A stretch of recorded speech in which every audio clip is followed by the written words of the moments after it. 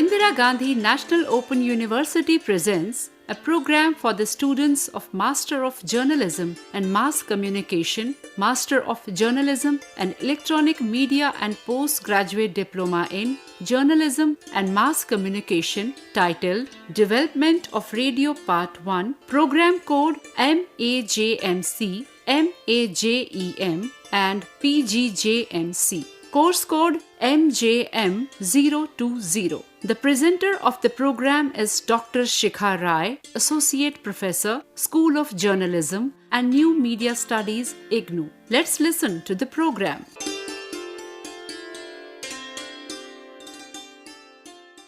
Welcome all the learners and prospective learners of mass communication, everyone who has joined this out of curiosity. I welcome all of you to this session on development of radio. In this session, we will be covering various aspects of radio like the international perspective of its development, the national perspective and how it acted as an important source of disseminating information and communication during the freedom struggle, as well as radio during colonial times. We will also be talking about the state involvement. So let us begin with this session talking about the growth and development of media, having spoken of history of journalism and mass communication, as well as development of technology. We would all understand that media rediscovers itself according to the demand and necessity of time. So while we put emphasis on how journalism and mass communication has developed over the past century, we also lay emphasis on how technology has become a vital thing in our lives today and how the two of them interconnect. So looking at it, we are going to discuss the growth and development of radio. So first of all, let us look at international perspective of development of radio. Radio became prominent during the Second World War and it was used in military activities to communicate from one base to the other, and it also carried orders and commands. Now, if you start listening to it from the international perspective, you will come across this as a very interesting, exhilarating story. The technological development of radio was regarded as a revolutionary discovery in the modern world because during that time, we only had the print media. So radio wasn't a part of our lives till then. And in 1887, there was this German scientist by the name of Heinrich Rudolf Hertz who demonstrated that electromagnetic waves can be transmitted through space. His name got attached to denote the unit of radio frequencies, and that is why radio frequencies are measured in hertz. The Italian engineer Guglielmo Marconi received the first transatlantic wireless signal from England to Newfoundland, and this was way back in 1901. In the US in 1910, inventor Lee DeForest conducted a live radio broadcast from the Metropolitan Opera House in New York, and this is regarded as a landmark wireless voice and music transmission.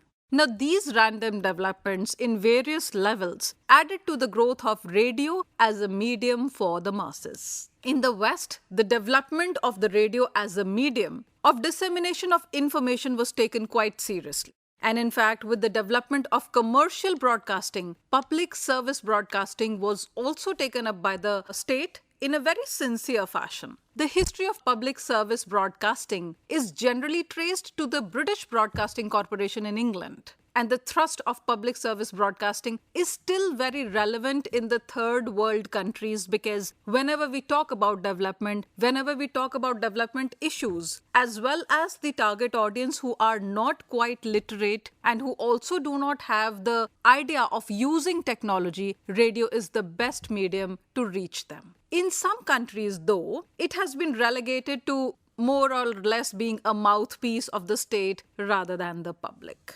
With the United Nations Project of Information and Communication Technology for Development, which we usually call as ICT4D, radio has gained some immense popularity and importance in the modern globalized world.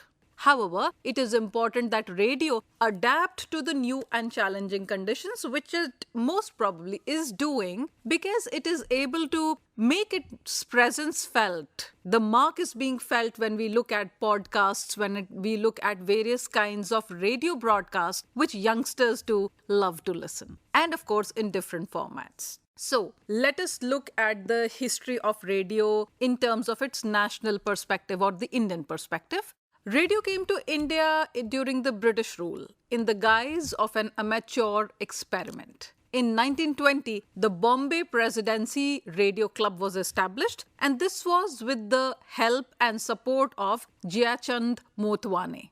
Now, Motwane is also credited with the honor of being the first to record and broadcast radio programs in India. With that, a few months before the Radio Club in Bombay, the British Broadcasting Corporation, we popularly know it as BBC, it was given a go-ahead to launch a public service programming across Britain by the British government way back in January 1927. The state involvement started later, and when India got independence, the baton of radio was passed from one government to the other. And during the colonial times, we need to understand how radio has developed during those times. Radio in India was an amateurish experiment, as we all know, and the venture of Motwane lasted only for one day. Next year, in a joint venture between the newspaper Times of India and the Post and Telegraph Office, another station was launched again in Bombay. The signals were received 100 miles away in Pune. The third station, with the power of 750 hertz and a 1.5 kilowatt transmitter, was started in Bombay after 2 years. Bombay had a fourth station when Walter Rogers' company started one with the call sign of 2AX. It was more of an Adventist church venture. On the eastern region in Calcutta, the Marconi Company of England conducted a number of test broadcasts in various locations. Eventually, the Calcutta Radio Club loaned a transmitter from Marconi Company and started their own radio station in November 1923, and the call sign was 2BZ. Now, the West Bengal government too loaned a transmitter from Marconi Company, and it again launched a station with a call sign of 5AF. The Madras Presidency Radio Club, under the call sign 2GR, started operating in 1924 with Viscount Goshen, the governor of Madras, as the patron. This station closed down in 1927 due to financial constraints, and the transmitter was donated to the Corporation of Madras. There were two other stations, one in Madras and another in Bangalore.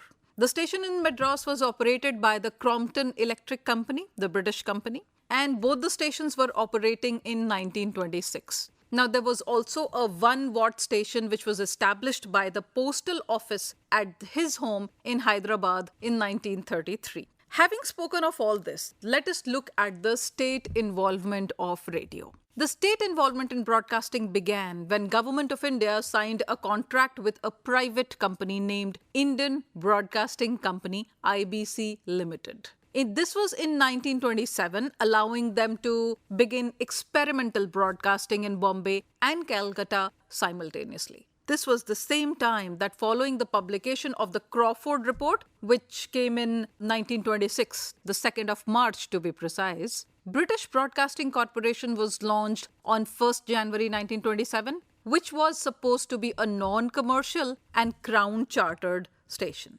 In fact, by 1926, it had already been discussed in the government about formalizing the system and structures of broadcasting.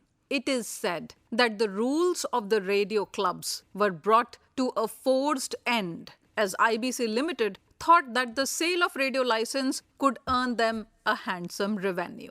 In fact, Fielden had written in his book, Broadcasting in India, how most successful of the India's radio clubs, the Madras Presidency Radio Club, was finally forced to close down in October 1927. However, setting up of the first operational transmitters in Bombay and Calcutta took 1 year, and considerable cost was incurred. Even the company was also underfinanced with only £42,000. The company could not sell as many licenses as they had thought they would. Only 3,594 licenses were issued by the end of 1927. India's geographical reality also came in the way because transmission became a problem. It was vast, and of course, there was no electricity in all regions of the country during those times. Thus, the company started to feel increasingly that the realities of Britain were not to be found in India. BBC, which was operating on the same commercial monopoly agreement between 1922 and 1926, was expanding rapidly in Britain. But in India, there were, of course, problems to be faced. However, IBC by 1930 had opened only 2 small transmitters and had issued less than 8,000 licenses. Moreover, programs were also mostly in English, so all strata of people were not able to understand what was being broadcasted. In fact, the Secretary of State, Lord Birkenhead, had written to Lord Irwin in a personal letter that IBC should make program for English-speaking population, that is to say the Europeans and the educated Indians of the cities, totally ignoring the masses. Thus, in spite of the government support, IBC turned out to be a financial failure. Any mass media will be able to be successful and generate more revenue only when it is able to reach maximum of audiences. But here, it was a failure. Ultimately, in 1930, IBC went into liquidation and was forced to shut shop before the completion of 4th year of its running. So, if you look at the broadcasting activities in India before 1930, it will be obvious that a lot of speculative businesses was taking place in the area. For example, shipping of radio sets and transmitters. These people, along with programmers and the public, put pressure on the government, and the government yielded and took over the Bombay and Madras stations in April 1930. Government of India decided to purchase the assets of IBC, and those were placed under the control of the Department of Industry and Labour. In 1930, it was also the time of civil disobedience movement in India. And the government could see the potential of the newly resignated Indian State Broadcasting Services, ISBS for short, and it was being utilized in the consolidation of the Indian state as well as the political unity. The post-war Great Depression also had an effect on the financial condition of the government of India. The financial difficulty was one thing, and of course there was a lack of real enthusiasm on the part of government, and it continued with broadcasting, and which finally led to the closure of IBC in October 1931. The rumor widespread that in Britain there was radio stations of Bombay and Calcutta which might be sold to American commercial interest. The Federation of British Industry was visibly worried, and they lobbied in the Indian office against the sell-off. There were representations and agitations which compelled the government to go back on the orders on November 23, 1931, and it doubled the cess on the radio sets.